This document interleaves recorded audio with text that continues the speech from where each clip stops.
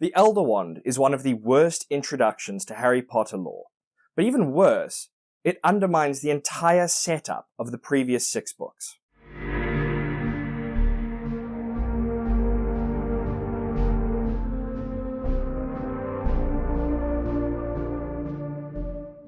Hello there, and welcome to today's video. Now, I've been rereading Harry Potter recently, and I've finally gotten about midway through Deathly Hallows. And Deathly Hallows has always felt a bit off when it comes to the Harry Potter series. And so, for the first time, I started really trying to dive into why that is. And honestly, I've come up with a lot.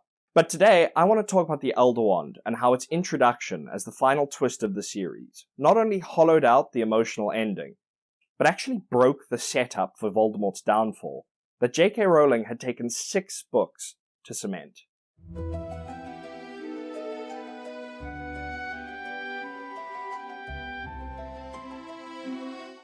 Voldemort's eventual downfall is set up throughout the previous 6 books, but in order to really understand it, we have to first examine the prophecy introduced at the end of Book 5, The Order of the Phoenix.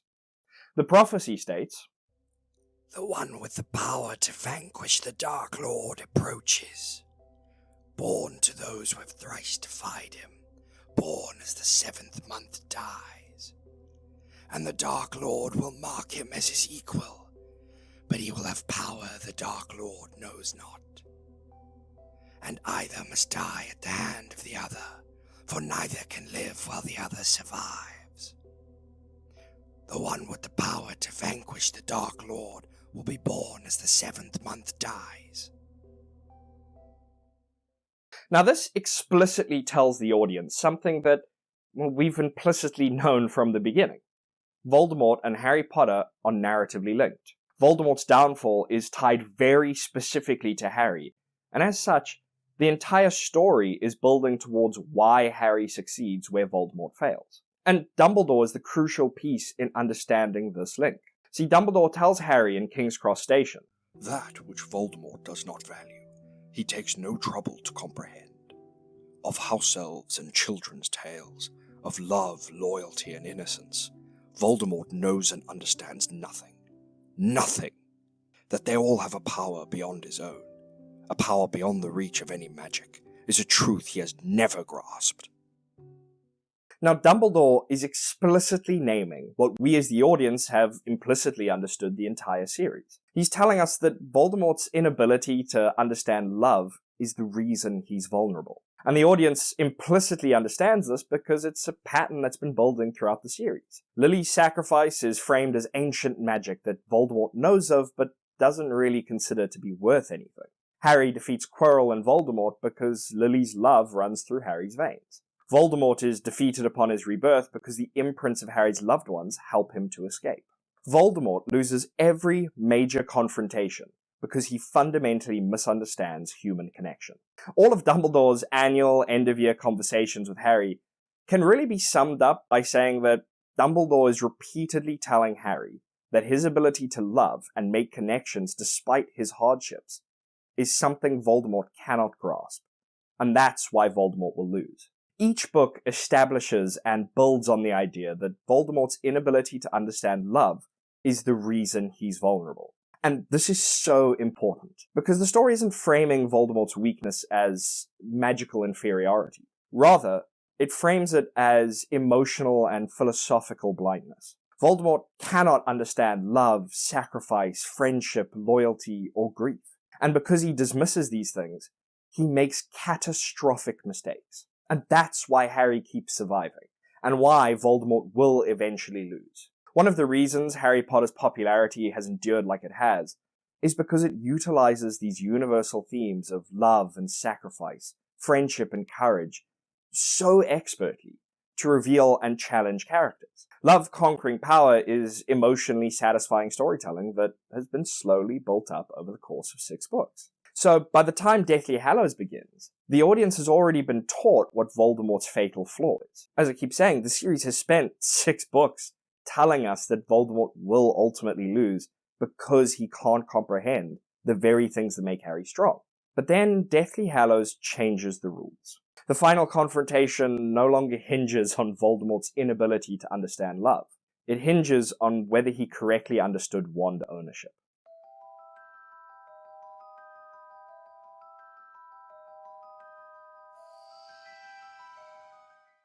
Throughout the Harry Potter series, wands are merely tools. With wand lore being what it is, it could be argued that wands can even function as kind of extensions of a wizard's identity. They're important, but only as an object that facilitates the magic being used. But Deathly Hallows changes all of this with the introduction of wand allegiance mechanics. Now, wands can be won through disarming, but this creates so many problems. Firstly, Harry Potter never really explains the magic system at play. We don't understand what it costs a wizard to cast a spell, nor do we know what makes one wizard more powerful than another. Is it the number of spells they know? Is it the number of spells they can cast in a duel? Is it the understanding, of what goes into a spell and thus allowing them to counter their opponent because they understand exactly what's being done to cast it? We just don't know. And that's fine for the story being told. But it's a massive problem when you introduce wand allegiance and tell the audience that losing ownership of a wand can lead to less powerful spells. Because what does that even mean? It hurts the thematic ending of the series because the audience thought they understood where all of the characters were standing. But now, at the very last hurdle, a new idea has been thrown out that completely reshaped the climactic landscape the series had spent so long carefully building up. And further complicating matters is the damage this idea does retroactively. See, in Deathly Hallows, Harry's wand breaks, and he uses a random wand that Ron was able to grab. And then, for a large chunk of the story, Harry complains about the wand, noting that it isn't as powerful as his own, and that his magic just isn't working as well as it usually does. But throughout the series, we've seen plenty of characters being disarmed. Harry is disarmed multiple times and never complains about how his magic is now less powerful. Snape is disarmed by Harry, Ron, and Hermione, but this doesn't seem to affect his magic whatsoever. Wand allegiance sticks out like a sore thumb to the audience because it creates cognitive dissonance. So the audience can see that the mechanic only has importance and impact in the current book, which pulls them out of the story being told. And this only gets further cemented as the book continues to explain that ownership can transfer without either party having ever even touched the wand whose allegiance is being transferred. Think about it. Draco not only didn't know that he was the master of the Elder Wand, but neither he nor Harry even had to touch the wand in order to gain its allegiance. Wands are now just far more sentient than we ever thought possible, and what's more, that sentience now borders on legal contract logic, with neither party even needing to be aware that they've signed the contract in the first place. At the end of Half-Blood Prince, the audience knew exactly what was at stake, and how Harry and Voldemort were going to clash. But now, we don't even really know the rules of engagement anymore, which waters down the ending completely, turning it from satisfying to just head-scratching.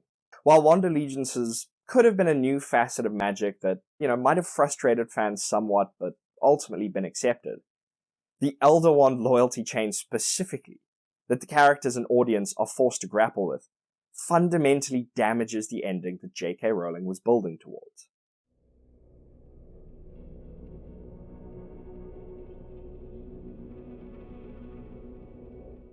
After 6 books, the audience thought that the big final climax would entail Harry proving Dumbledore right about love and friendship, about Voldemort's obsession with power finally destroying him. We thought the series would end because Harry understood people in ways Voldemort never could. We assumed Harry would defeat Voldemort because Harry uniquely embodies the exact qualities Voldemort lacks. But we were wrong. The introduction of the new mechanics forced the climax to stop being about the themes the story spent 6 books building. Instead of an ideological battle that Voldemort is destined to lose, it instead becomes a conflict about possession of a powerful wizarding artifact. It shifts the series away from a philosophical battle towards one centered around tangible objects that the audience has no real relationship with. And the consequences of this decision is that the meaning of Harry's victory changes. It's no longer a moral victory. Harry didn't take advantage of Voldemort's failure to understand human connection. He took advantage of Voldemort's failure to understand wand lore. But it's not just Harry's victory that's changed. This also changes Voldemort's failure as well. Because think of it like this, right? Say Voldemort, in the final book, had begun to understand and appreciate love and sacrifice and friendship. Say his goals hadn't changed, but he started to appreciate his Death Eaters, trust them, and maybe even love them. The ending would remain completely unchanged, because none of that matters anymore. He still wouldn't understand the convoluted path of the Elder One's ownership. And because of that, the final duel between Harry and Voldemort is predetermined. Harry can't lose no matter what he does. And this actually has a knock-on effect because now Voldemort's defeat isn't even all that personal. Anyone could have defeated him, as long as they had disarmed Harry or Draco before him. The unique qualities Harry supposedly possessed as the Chosen One are now diluted, making everything that came before feel less important in retrospect. Almost anybody could, theoretically, have beaten Voldemort if they possessed the One's allegiance. And this in turn changes Voldemort from tragic to incompetent.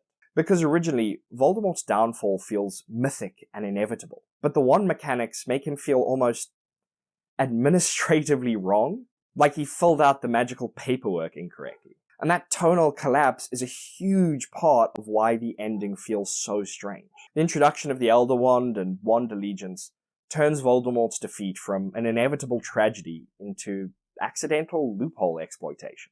And now, the audience has to ask questions that fundamentally unravel the narrative. Why did Dumbledore jump through all of the hoops that he did if he could have just let Harry disarm him and then given Voldemort the Elder Wand?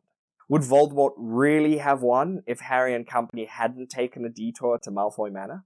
Even Harry's final decision reflects how unstable the Elder Wand's inclusion really is. I mean, it makes Harry come across as incredibly reckless and arrogant, considering that he effectively told the entire wizarding world that the Elder Wand is real. It exists, and all you need to do to own it is disarm Harry Potter. A young man who then decides to become an Auror, where he's going to be actively hunting and dueling dark wizards. And instead of breaking or using the Elder Wand, he's going to simply put it in Dumbledore's tomb and hope he's never disarmed ever again and dies a natural death so that the Wand's power is broken. Thematically, this just feels tonally inconsistent with every choice Harry has had to make before. Every time he's rejected power in favor of loyalty, friendship, and love, now feels inconsistent because he's opted for this weird half measure with the Elder Wand. The Elder Wand's inclusion only serves to hollow out the ending of the story and leave the audience feeling just unsatisfied and confused. It leaves both the past and future feeling uncertain because, well, it either doesn't really affect anything, or it has a catastrophic effect for everything going forward and backwards. But the story never adequately explores or grapples with these ramifications. Instead, it ends, and hopes that you didn't notice. The problem with the Elder Wand isn't just that its rules are confusing, or overly complicated, or introduced far too late into the story. The problem is that it fundamentally changes what Harry Potter's ending is about. For 6 books, the series teaches us that Voldemort's greatest weakness is not a lack of power, but a lack of humanity. He cannot understand love, sacrifice, loyalty, friendship, or the willingness to die for another person. And every major defeat he suffers stems directly from that blindness. The audience is conditioned to believe that Harry will ultimately triumph because he embodies the very qualities Voldemort rejects. But when the final confrontation finally arrives, the deciding factor is no longer emotional or philosophical. It becomes technical. A hidden chain of wand ownership determines the outcome before the duel even begins. Voldemort does not lose because Harry proves Dumbledore right about the power of love. He loses because Draco Malfoy disarmed Dumbledore in a tower months earlier. And in doing so, the Elder Wand transforms Harry Potter's climax from the culmination of its central themes into a magical contractual loophole about who owned the right stick at the right time.